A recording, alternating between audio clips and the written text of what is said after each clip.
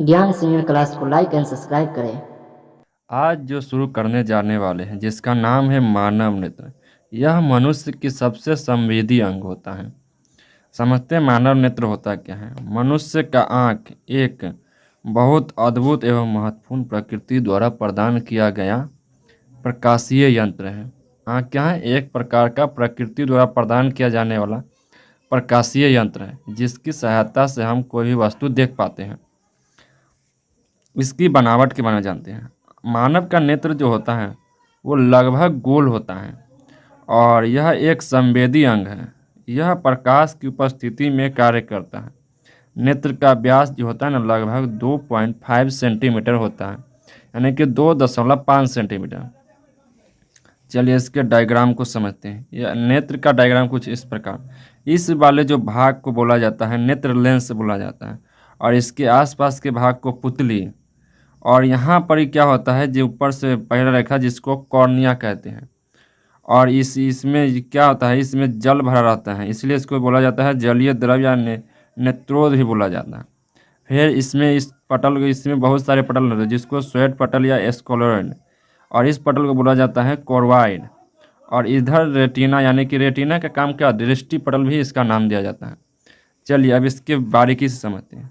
नेत्र गोलक के सबसे बाहरी परत सफ़ेद मोटे अपारदर्शी चमड़े के होते हैं, इसे श्वेत पटल कहा जाता है। जो सबसे बाहरी पटल क्या, सबसे मोटे सफ़ेद रहता है, उसको क्या बोला जाता है, श्वेत पटल।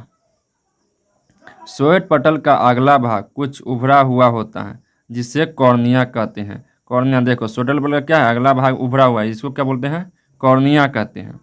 यह पारदर्शी होता है। कॉर्निया कैसा होता है, पारदर्शी होता है, लेकिन श्वेत पटल कैसा होता है, अपारदर्शी होता है। श्वेत पटल के नीचे गहरे भूरे रंग की परत होती है जिसे कॉर्वाइड कहते हैं। कॉर्वाइड की परत आगे आकर दो भागों में बढ़ जाती है।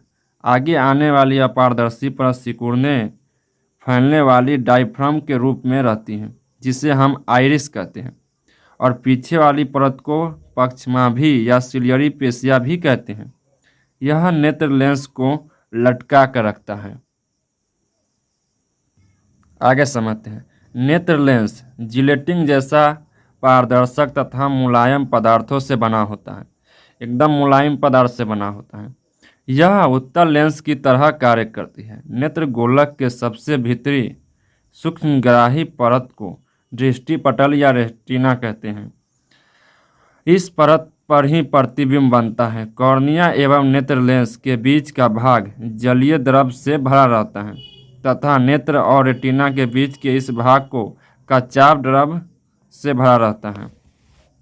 चलिए, आँख के द्वारा देखने की क्रिया किस प्रकार होती है। आँख किस प्रकार देखता है। आँख वास्तव में एक कैमरा की तरह कार्य करता है।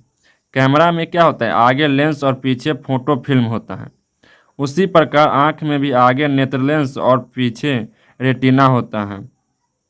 कैमरा में जो काम शटर का होता है वही काम आँख में रेटिना करता है।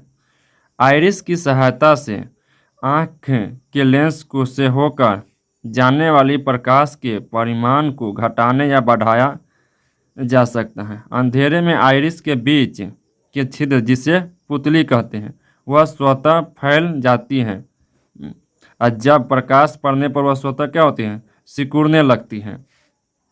जब प्रकाश की किरणें किसी वस्तु से आँख पर पड़ती हैं तो वह कॉर्निया तथा नेत्र लेंस से अपवर्तन के बाद रेटिना पर पड़ती हैं और वहाँ वस्तु का प्रतिबिंब बनता है।